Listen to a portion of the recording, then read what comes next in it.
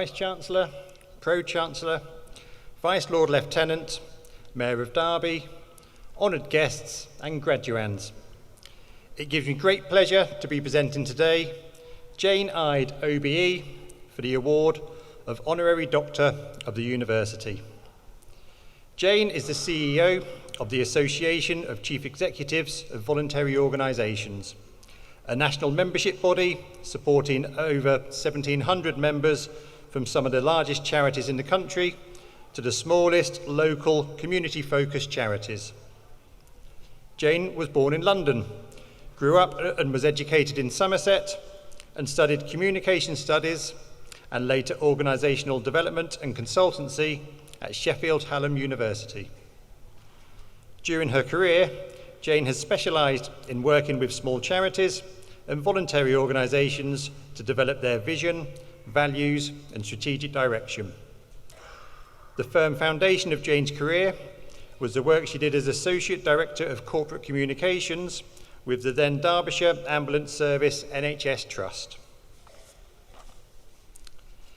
In that role, she successfully led the campaign to persuade government to allow the prioritisation of emergency ambulance response.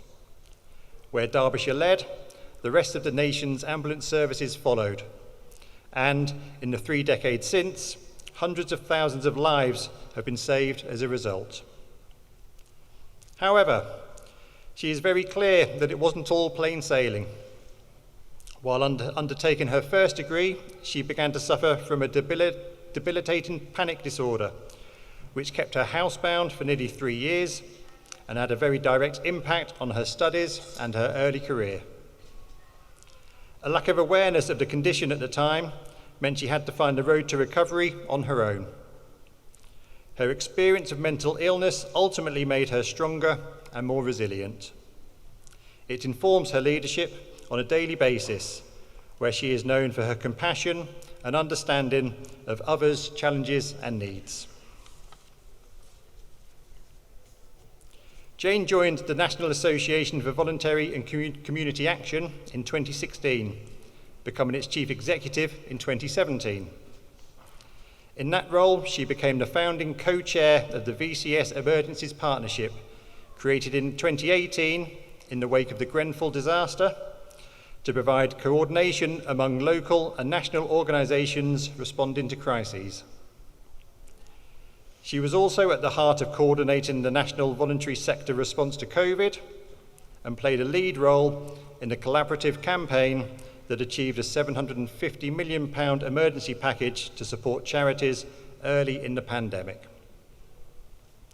Jane was appointed Chief Executive of Creative and Cultural Skills in November 2020, a UK-wide agency that works to develop, promote and support career paths into the creative and cultural industries.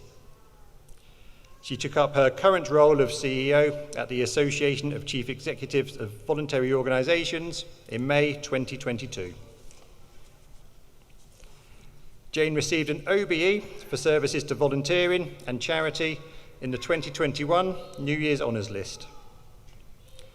Her connection with Derbyshire continues, as 9 years ago, she and her husband Stuart moved from Sheffield to the heart of the Peak National Park, and she feels enormously privileged to be part of a thriving community in such a beautiful part of the country. She is joined here today by husband Stuart and her sons Paul and Jacob. Vice-Chancellor, in recognition of her contribution to volunteering and the charity sector, we are delighted to award Jane Ide the honorary degree of Doctor of the University.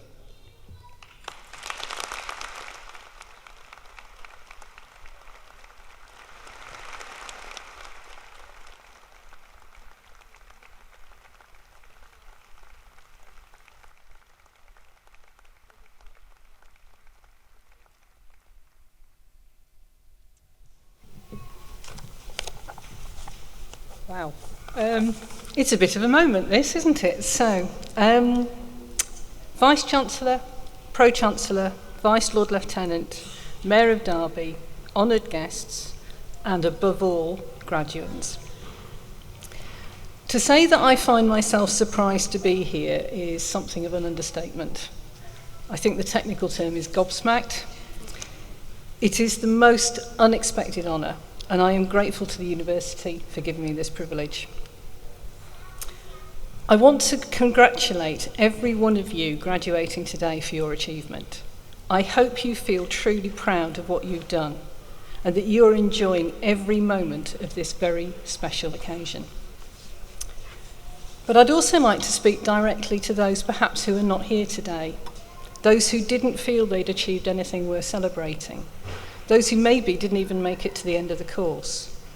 So if you've got a friend like that, maybe somebody you studied with who you wish was here but isn't, please share what I have to say with them, because my heart is very much with them today. And the reason for that is very simple. The moment I received and read a very gracious letter offering me this honorary doctorate, my mind went straight back to a day in 1983, way before the time most of you were born, I suspect, to the phone call that I made to my dad to tell him that I had the results of my bachelor's degree. My father had never gone to university, although he absolutely should have done, and he had done so much to support my education all through my life.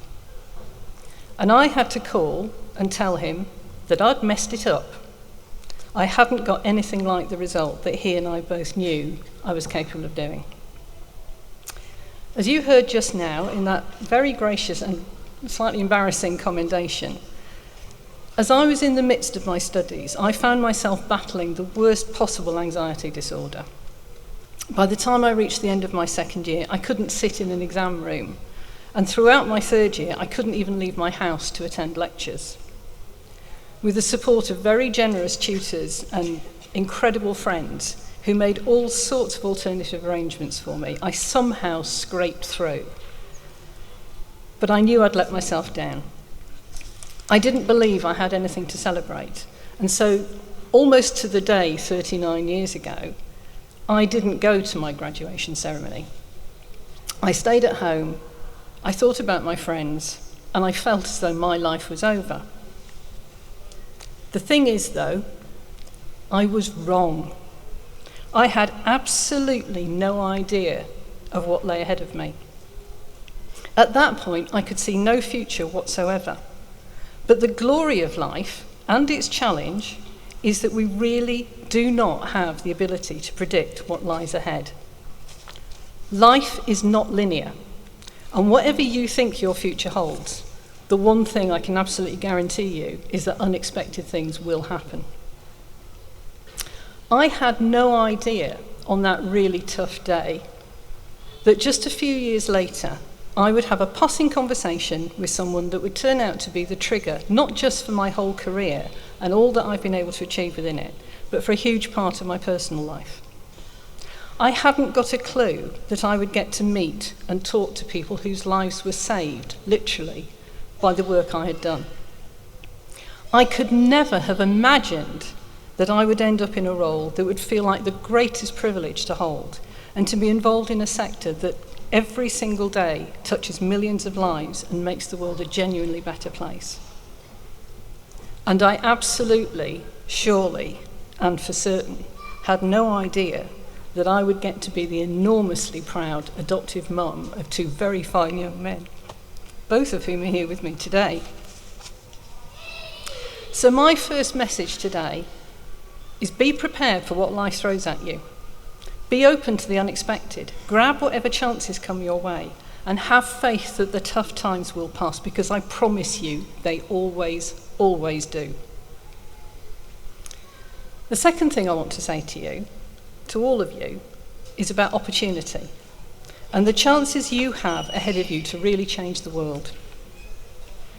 I said that my father should have gone to university but never did. When he was a young man, it was simply not an option because his family couldn't afford for him and his siblings not to be earning an income as soon as they left school.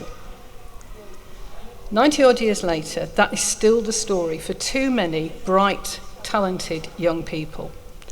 And we all know that the barriers to higher education that you face if you are black or queer or disabled or neurodiverse are still all too real, despite the inroads made by so many universities, including this one. And I'm very proud to see that we're at this University does on this. Every single one of you graduating today should be extremely proud of what you've achieved. And those of you who have overcome those additional barriers should be even more so. But the one thing you all now have in common is that you have earned the privilege of a qualification that will undoubtedly open doors for you that may still be kept firmly closed for others. And especially as professionals in the education sector, you will have opportunities to open doors, to remove barriers, and to create space for others, be they your colleagues or your students. Doing so won't just change the world for those individuals. It will help us build the equitable, inclusive, innovative world we need if we are to overcome the very real challenges that face us as a nation and as a global community. My generation has, to be honest, failed in that endeavour. We're too late to the party, we've been too slow to understand and acknowledge the effects of our actions, and even worse, of our inaction. We are looking to you, all of you, starting out down a new road and a new chapter in your lives, to make the changes that we have failed to make. And I want to be clear that whilst I know many of you are just starting out on your careers and right at the start of that journey, I also know that some among you will have come to these studies later on in life. And I just want to say, for those people, all power to your elbows. I promise you, I wouldn't be standing here right now if I hadn't taken a few left turns along the way, made the choice to do things that were slightly different, taken the chances to try something new. I started late, and I might run out of time before I run out of things to do. But I've learned that it is never too late to start finding new ways to change the world. And finally, I'd like to say this. If I could, I would go back to that day in 1983 and say, but look, Dad, it's all right. Everything's going to work out in the end. Sadly, that opportunity is long gone. I'm so very glad that my family is here with me today. And Stuart and Paul and Jacob, I love you and I'm so proud of you. But today, I remember and I honour my father and all he taught me. So in closing, if I may, I'd like to dedicate this very unexpected and very gratefully received doctorate to a man who should have had one of his own. This one's for you, Pops. Thank you.